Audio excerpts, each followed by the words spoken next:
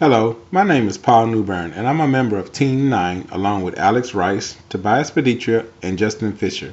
And today we're going to show a presentation on United Airlines. So the airline industry has a very interesting history dating back to 1903. So this was the first known successful flight, and in this case it was the Wright brothers in Kitty Hawk, North Carolina.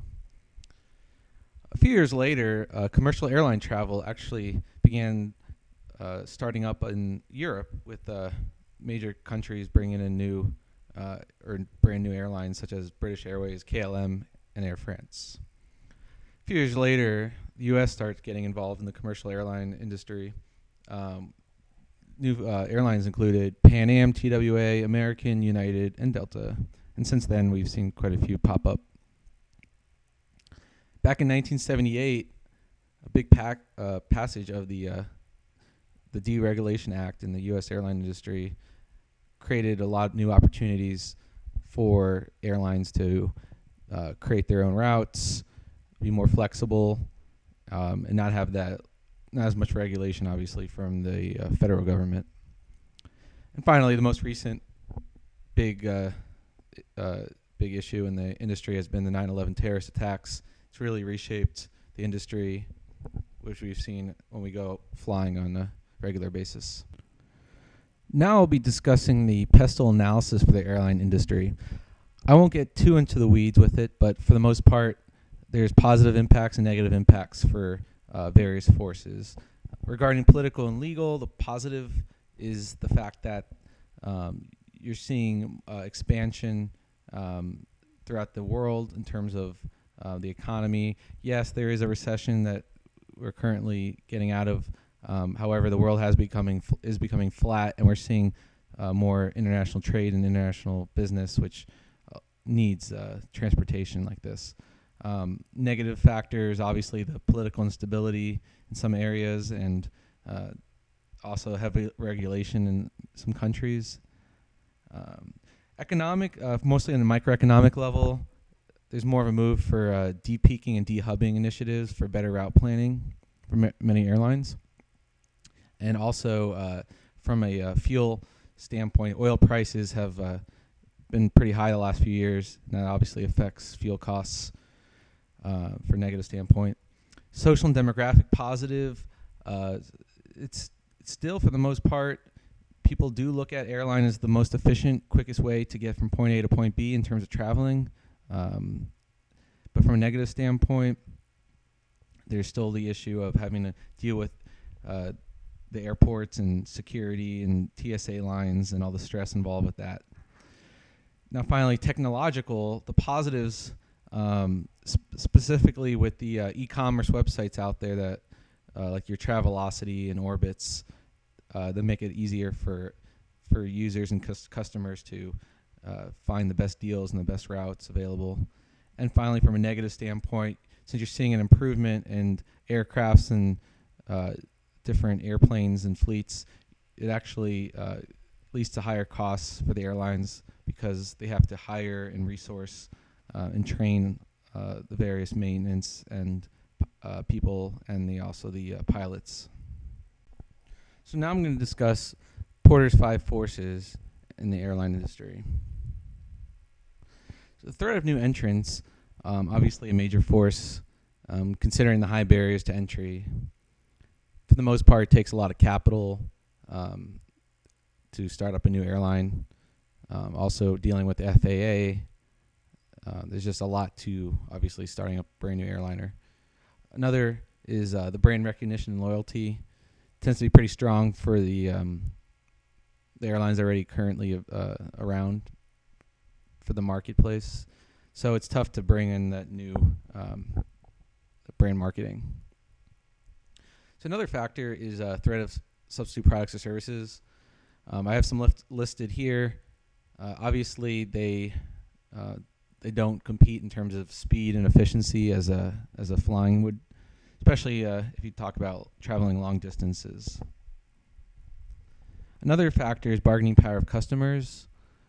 We've seen with the recent and potential airline mergers in the industry, it's kind of hindered the customers because they don't have as many options available. Especially if American and U.S. Air do merge and become the largest U.S. airliner, you're only talking about 4 major airlines and even less options and choices for customers. Customers do tend to resonate with those loyalty programs that you see with those major legacy carriers. Probably the strongest factor is the bargaining power of suppliers. For the most part, there tends to be a lot of high costs involved from the inputs, fuel especially, staffing, airport fees. And another issue we've seen for years is union battles, the pilots unions, the flight attendants unions, maintenance, etc. And finally, there is a very strong intensity of competitive rivalry. We're seeing now that low-cost carriers tend to keep eating away at the eating market share, and also with the travel e-commerce websites, as I discussed before. And now let's talk about the company background. United Airlines was founded in Boise, Idaho, and traces its claim to be the oldest commercial airline in the United States to the Vorney Airlines airmail service of Walter Vorney, who also founded Continental Airlines. Beginning its operation as a mail carrier, United would be the first in the airline industry to do such things as the first airline stewardess, the first in-flight kitchen, cargo flights. They inaugurated the first coast-to-coast non-stop flights, and they were first to provide service to all 50 states and internationally.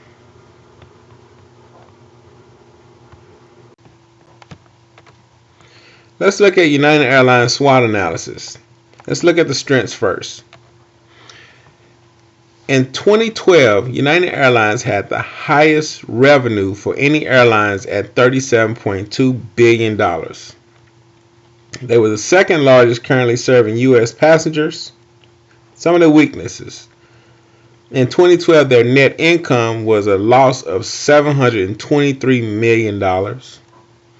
They also filed Chapter 11 bankruptcy in 2012, which is the biggest airline bankruptcy in history. Let's talk about one of their opportunities. The first one is the possible merger between American Airlines and U.S. Airways will lead to only 4 major airlines in the United States and less competition. The increased globalization and international business leads to more airline travel. And some threats. After 9/11, it presented a major terrorism threat to the industry. Also, more intrusive TSA tactics are example as the full body scans, and long security lines may deter many passengers from flying as frequently as it in the past. Okay, let's look at United Airlines value chain. United had made some changes to their value chain during and after their bankruptcy in 2002. United starts charging for meals on their flights, which affects the service. United says it intends to shift 30% of its U.S. capacity to a new low-cost carrier to compete with Southwest Airlines and other discount carriers, which is affecting the logistics. Also, United decided to cut domestic flights capacity by 12% and increase international capacity by 14%, intensifying the discount carrier competition in the United States and more lucrative routes internationally. That's crossing over, covering the marketing and sales and also their logistics. And they also decided to cut 6 B747 and its entire fleet of the 94 B737s, which also affects their logistics. Continuing on with United Airlines value chain, here's a snapshot of that value chain. And during the bankruptcy, United was focusing on improving their revenue by looking at the human resource management, the inbound logistics, the operations, and also outbound logistics. But after their merger with Continental, United Airlines leaders wanted to focus more on service because they believed that improving the customer service would help improve their revenue. So here at United, we want to propose a transformation to help the organization. So airlines tend to tout their airplane experience to customers, but what about the customer's airport experience? Our goal is to provide United customers a better overall United experience by improving the airport experience for its passengers and in turn increase net income by 10% with this proposal. So the strategic objectives include a decrease of average passenger airport anxiety and an increase in average passenger boarding rate. So here is our as-is flowchart for the United Airport experience. So this is what you'll do on almost any airline. You know that you have a flight in a couple hours or so you may leave your home, drive to the airport, hope for the best in terms of traffic. And once you get to the airport, you may pick a parking garage, hope that there's spots available, may or may not find the ideal spot. And then from there, you'll try to circumnavigate the terminal looking for your actual airline, in this case United, to check in baggage, etc. And eventually, once you check in, United in this case would account for the checked-in passenger yourself. And then from there, you may want to get food, buy some accessories, use the restroom. You may want to use the airport directory to locate that or those places. From there, you really don't know which TSA security line to choose to get you as quick as possible to your flight, but you guess and hope for the best. And from there, once you get out on the other end, you may once again want to grab a bite to eat or have that one last bathroom break. And using a standard airport directory as well. And from there, you'll try to rush over to the gate. And lo and behold, sometimes you may have missed your flight, unfortunately, which is could be a big issue. So imagine if you had a flight to catch. What if you had the optimal driving route to the airport? What if you had the convenient and available airport parking? What if you had the most efficient route from the airport parking to the terminal and airline check-in kiosk? What if you had the shortest and quickest TSA line? And what if you had the fastest terminal route to concourse and departure gate? So what we want to do, and at first this flow chart for 2B might look a little daunting as for the United Airport experience, but each of these steps actually creates a lot of efficiencies along the airport experience.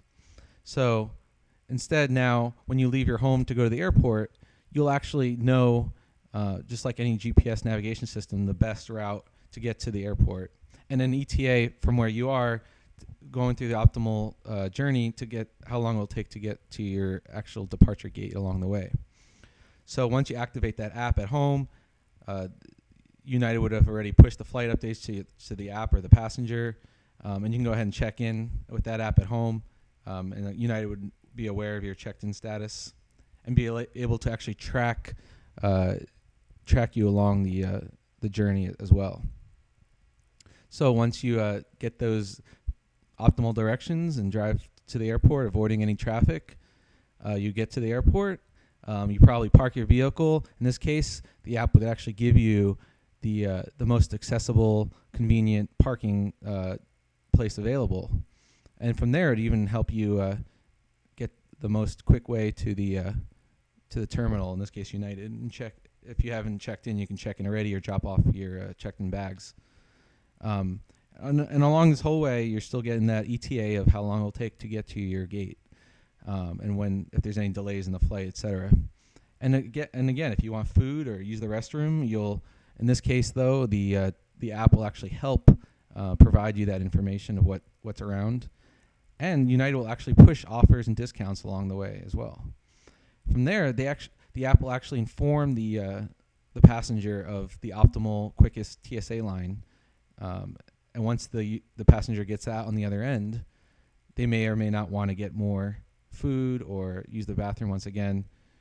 And from there, it will again inform the passenger of what's available in that area. And finally, the app will actually show the passenger the quickest way to get to the flight to make it on time. And on the other end, United is actually receiving that information in real time from the passenger. So to give a quick example, say you were going to O'Hare International Airport, which happens to be United's hub. So you would leave your home, and in this case, you park at the main parking garage for Terminal 1. And from there, the app would have suggested you that parking lot in this specific area, which spaces are available, and then give you the best route to get from the parking lot to the terminal. And then, again, the best route. And then from the terminal, once you want to check in, you'll get the best route or the best TSA security line available. And then, again, once you're through that and into the secured area, it'll finally give you the best route from there to the actual gate in the concourse. And on the other end, as I mentioned before, in real time, the United Gate agent will be knowing whether or not you, as a passenger, are within the vicinity, and has the option to actually hold the plane a few minutes in case you might be running a few minutes late.